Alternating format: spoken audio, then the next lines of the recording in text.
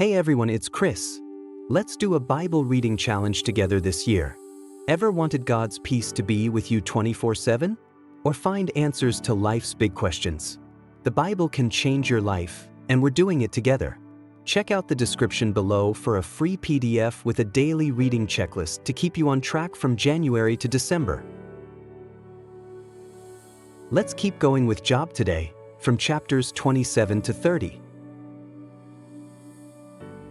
Job 27.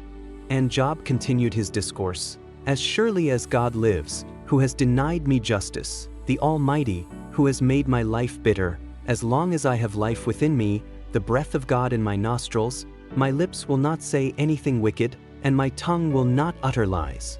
I will never admit you are in the right. Till I die, I will not deny my integrity. I will maintain my innocence and never let go of it. My conscience will not reproach me as long as I live. May my enemy be like the wicked, my adversary like the unjust. For what hope have the godless when they are cut off, when God takes away their life? Does God listen to their cry when distress comes upon them? Will they find delight in the Almighty? Will they call on God at all times? I will teach you about the power of God. The ways of the Almighty I will not conceal. You have all seen this yourselves. Why then this meaningless talk? Here is the fate God allots to the wicked, the heritage a ruthless man receives from the Almighty. However many his children, their fate is the sword. His offspring will never have enough to eat. The plague will bury those who survive him, and their widows will not weep for them. Though he heaps up silver like dust and clothes like piles of clay, what he lays up the righteous will wear, and the innocent will divide his silver. The house he builds is like a moth's cocoon, like a hut made by a watchman. He lies down wealthy, but will do so no more. When he opens his eyes, all is gone. Terrors overtake him like a flood. A tempest snatches him away in the night. The east wind carries him off, and he is gone. It sweeps him out of his place. It hurls itself against him without mercy as he flees headlong from its power. It claps its hands in derision and hisses him out of his place. Job 28. There is a mine for silver and a place where gold is refined. Iron is taken from the earth, and copper is smelted from ore. Mortals put an end to the darkness. They search out the farthest recesses for ore in the blackest darkness. Far from human dwellings they cut a shaft, in places untouched by human feet. Far from other people they dangle and sway. The earth, from which food comes, is transformed below as by fire.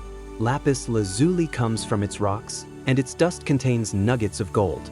No bird of prey knows that hidden path, no falcon's eye has seen it.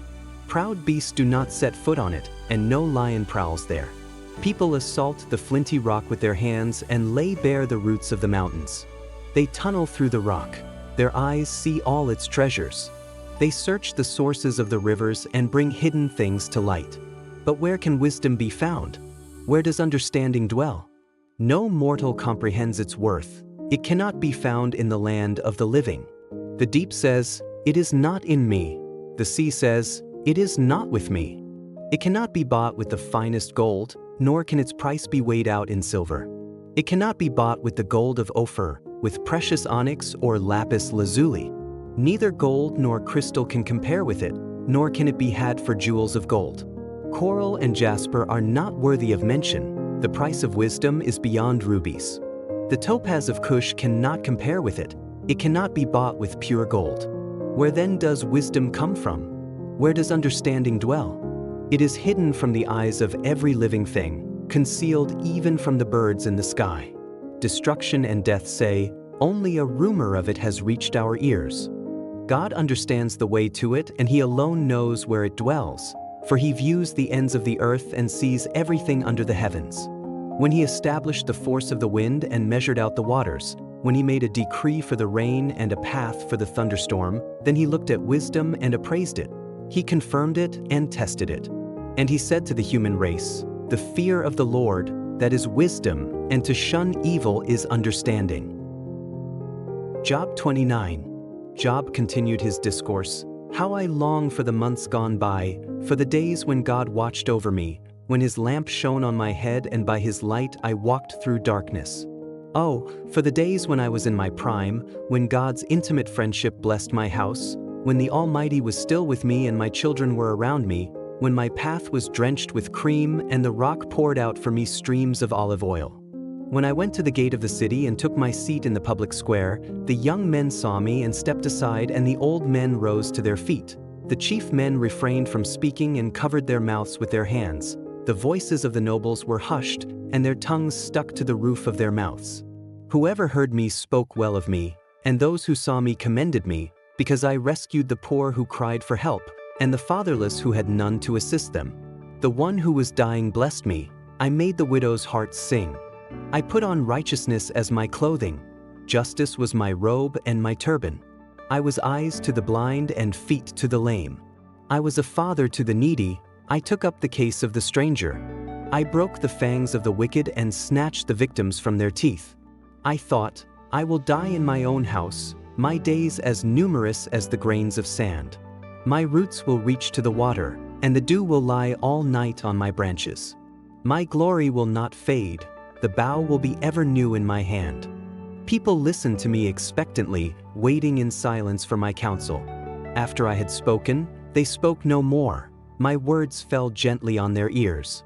They waited for me as for showers and drank in my words as the spring rain. When I smiled at them, they scarcely believed it. The light of my face was precious to them.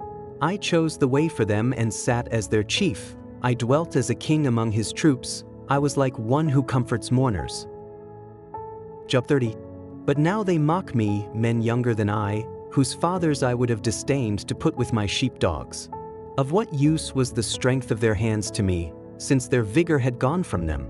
Haggard from want and hunger, they roamed the parched land in desolate wastelands at night. In the brush they gathered salt herbs, and their food was the root of the broom bush. They were banished from human society, shouted at as if they were thieves.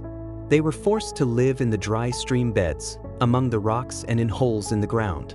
They brayed among the bushes and huddled in the undergrowth. A base and nameless brood, they were driven out of the land. And now those young men mock me in song. I have become a byword among them. They detest me and keep their distance. They do not hesitate to spit in my face. Now that God has unstrung my bow and afflicted me, they throw off restraint in my presence. On my right the tribe attacks. They lay snares for my feet. They build their siege ramps against me. They break up my road. They succeed in destroying me. No one can help him, they say. They advance as through a gaping breach. Amid the ruins they come rolling in. Terrors overwhelm me. My dignity is driven away as by the wind. My safety vanishes like a cloud. And now my life ebbs away. Days of suffering grip me. Night pierces my bones. My gnawing pains never rest. In his great power God becomes like clothing to me. He binds me like the neck of my garment. He throws me into the mud, and I am reduced to dust and ashes. I cry out to you, God, but you do not answer. I stand up, but you merely look at me. You turn on me ruthlessly. With the might of your hand you attack me. You snatch me up and drive me before the wind. You toss me about in the storm. I know you will bring me down to death, to the place appointed for all the living. Surely no one lays a hand on a broken man when he cries for help in his distress. Have I not wept for those in trouble? Has not my soul grieved for the poor? Yet when I hoped for good, evil came. When I looked for light, then came darkness. The churning inside me never stops. Days of suffering confront me. I go about blackened, but not by the sun. I stand up in the assembly and cry for help. I have become a brother of jackals, a companion of owls. My skin grows black and peels. My body burns with fever.